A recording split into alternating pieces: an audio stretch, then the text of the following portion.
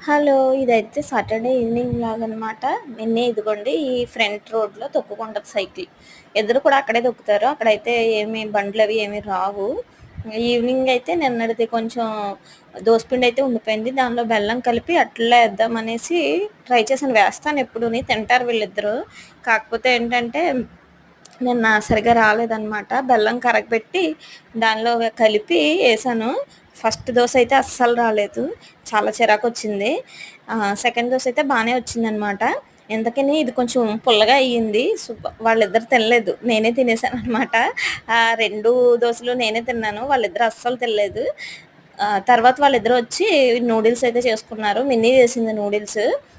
అదొద్దనేసి ఎక్కువ పెట్టం నూడిల్స్ నేను. బయటవి పెట్టం, ఇంట్లో చేసుకోవడానికి పెట్టం. అసలు నూడిల్స్ అనేవి ఎక్కువ పెట్టమనమాట.